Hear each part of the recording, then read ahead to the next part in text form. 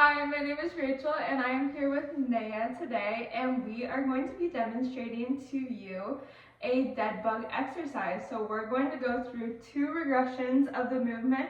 We're going to do the actual exercise itself, and then we will move on to 2 progressions and how to make that harder. So to start off, I am going to just show you the dead bug movement. Then we're going to start off with 2 regressions, work our way up to the movement, and then we'll do 2 progressions, which means it'll make it harder. Sounds good? Yeah, good. Okay, so this is the movement that we are going to be doing today on my knees. So, it's okay, I'll show you first, and then we'll do it together. So, what you're going to do is you're going to have your back flat on the ground. You're going to want to make sure that your lower back makes contact with the ground. So your whole spine should be neutral against the ground. And for the first movement, I just want you to focus on keeping that spine in line with the ground. And you're just going to do one arm, drop it down to the floor. Don't have it touch the floor, just hover right above the floor and bring it back up. And you're going to alternate. And we're going to do that just 3 times. Like that. Okay, so now you can do it. Now you can try. So, lay down. Yep. And feet in the air. Yep, so your feet are going to be at about 90 degrees, just like that, like you're in an upside down tabletop position. Is that good? Yeah, that's perfect. And your lower back is in contact with the ground, so the whole spine is on the ground, and then you're just going to do one arm will stay and the other will come down to the floor, just hovering just above the floor. Perfect. Keeping that core nice and tight. Perfect.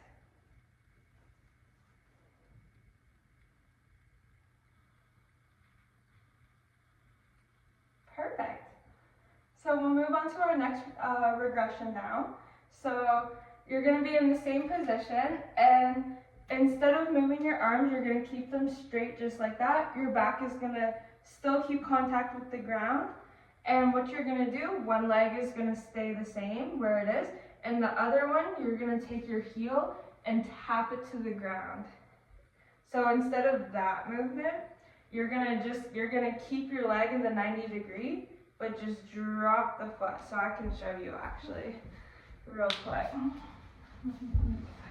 So we'll be in the same. You're just going to take the one foot and drop it like that. Just like that. So try that now. Make sure when you drop your leg though that your back stays in contact with the ground. Because if your lower back starts to arch, what will happen is you put yourself at risk of lowering your lower spine.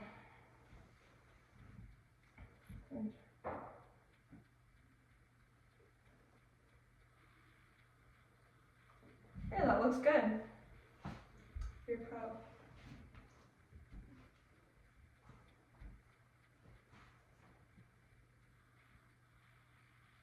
Good, you got it. I think we can move on to our actual dead bug now. So, I showed you initially, I can show you again too. So, now we're going to incorporate both of those movements into one. And instead of just dropping our heel, we're actually going to extend that one leg out now and bring it back in. So, it should look like that. So we'll do opposite arm and opposite leg. We'll go out and then they come back in. Just like that.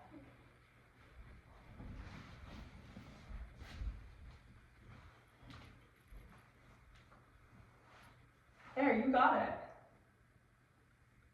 Good. Opposite arm, opposite leg.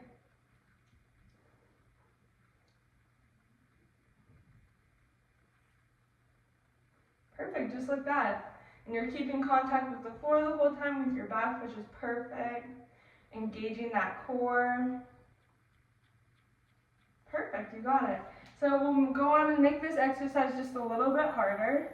So this is something you could use later on in your rehab program if you were dealing with a lower back injury or working on improving core core stability. So what we're gonna do to progress this movement and challenge your core muscles even more is we're gonna tie a resistance band around your feet, and you're gonna go through the same motion, just against the resistance band. So there will be a little bit more resistance. So, because this one doesn't tie, what we'll do is we'll tie it around your feet. If you just place them shoulder width apart.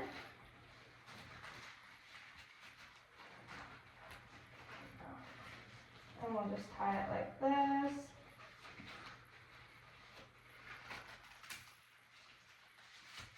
There. That should hold. And it's going to be the same movement, except I want you to keep your hands stationary or arms stationary. So it'll just be your legs moving with the resistance band on them.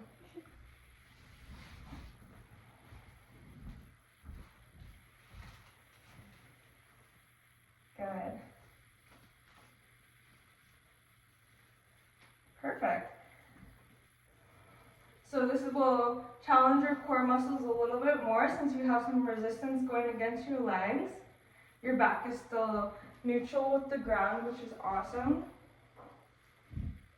It looks good. Okay, so we'll do one more progression of the movement.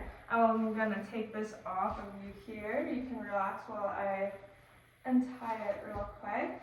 So our last progression is going to be an isotonic hold with your arms with the resistance band while you're moving your feet. So what that means basically is that you're going to be holding the resistance band. You're going to be holding the resistance band with your arms like this. You'll have it like this. I'm going to hold on to this end, so it's going to cause some resistance. And what it's going to do is you're going to have to really engage your core muscles to keep yourself in line with the ground while you're still moving those legs. Okay? So I'm going to stand behind you. I'm going to put this on my foot. You're going to grab those there. And you're going to bring your feet up, and I want you to go through the regular dead bug motion with just the legs, just how you did there, keeping the arms straight above your head.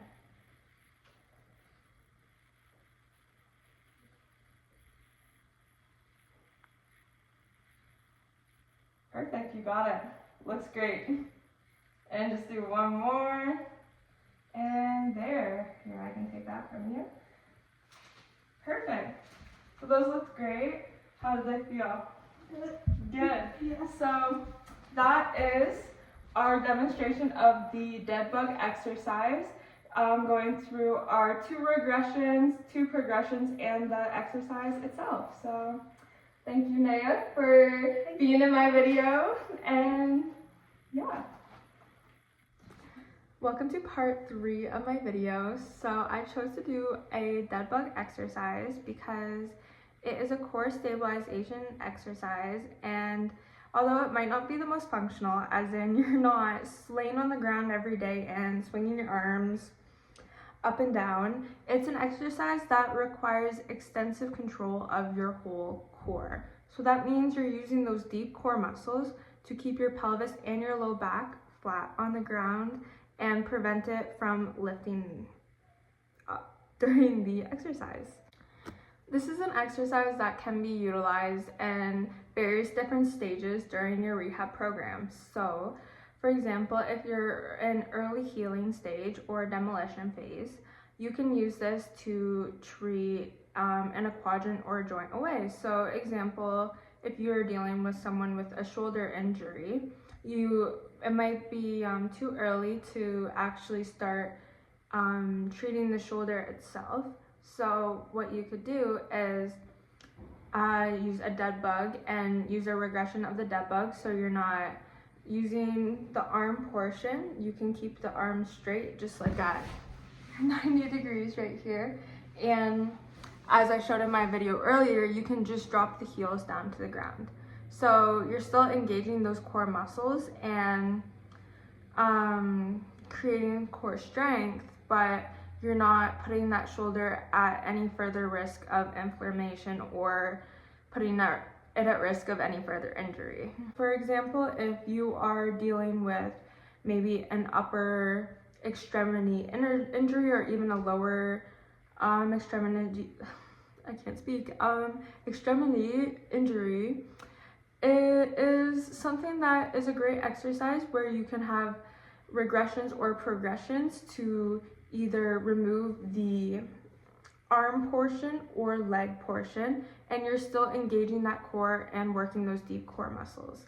So for example, if you're in a early healing or demolition phase and you're wanting to incorporate a Deadbug in your rehab program, say you're dealing with a shoulder injury, what you could do is, as I showed in the video for regressions, you could still have your patient with arms straight up at 90 degrees, but instead of dropping that arm back, you can just hold them and have the patient drop their heel to the ground.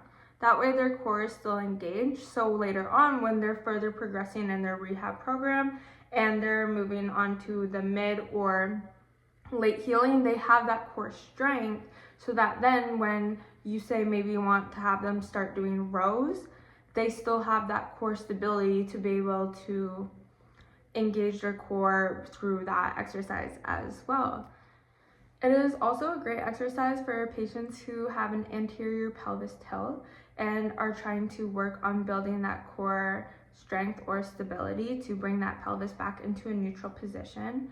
And throughout all our rehab programs, core strength is something that is crucial to exercise. So whether you're in your mid or late healing, or even if you're getting ready to return that athlete to play, core strength is something that is essential in every exercise. And if that patient or athlete is lacking the core stability or the core strength, they are actually just putting themselves at further risk of injury because they may not be doing the injury properly and engaging their core. So for an example, if you're doing a deadlift and you're doing it in the late stages of healing and you're not bracing your core, your pelvis is tilted forwards, you're just at risk of lowering or injuring your lower back, and you're just right back to phase one because you didn't have the core strength to be doing that exercise to begin with.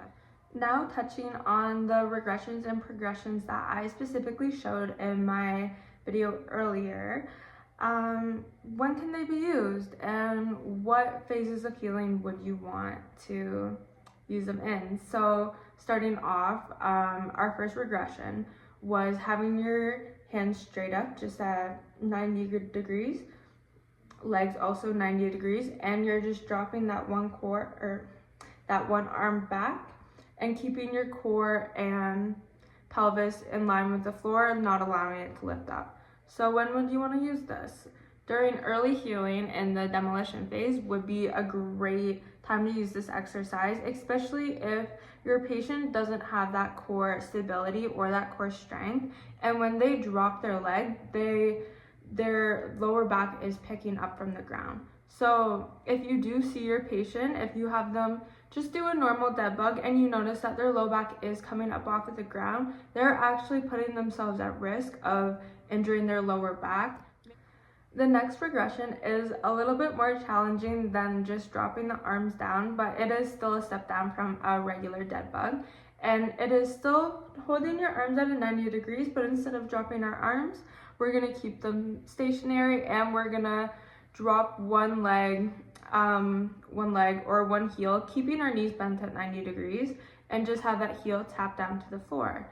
So this can also be used in an early healing or demolition phase of healing. And this could look as something, if maybe your patient has a shoulder injury and they're unable to fully bring their shoulder above their head, this would be a great way to still encourage them strengthening their core and building core stability because they're not moving their shoulder above their head, but they're still engaging their core by dropping that heel down to the floor.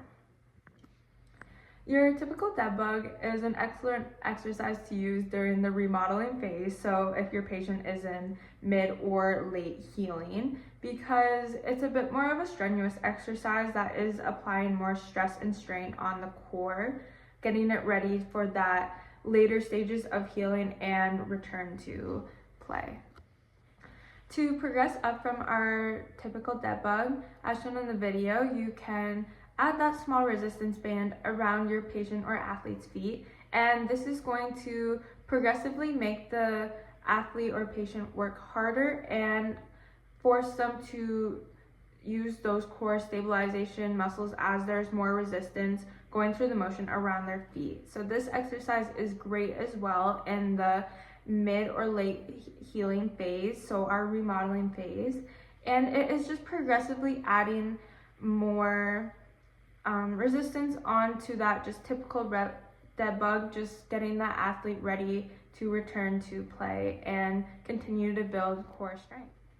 The last progression touched on in the previous video was the isometric hold with the resistance band at the hands and having the patient still bring that leg down and back up. So this exercise can be used in your rehab program when you are in the remodeling phase as well, as it is a more challenging exercise, and patients who are doing this exercise will need that core stability there in order to maintain their flat back on the ground. So using this when the patient is already able to do a dead bug and already able to do the progression with the resistance band around the feet, this adds a little bit more of a challenge. So they're going to have to use their core muscles to stabilize that isometric hold up in the upper body while maintaining a smooth fluid movement through the legs.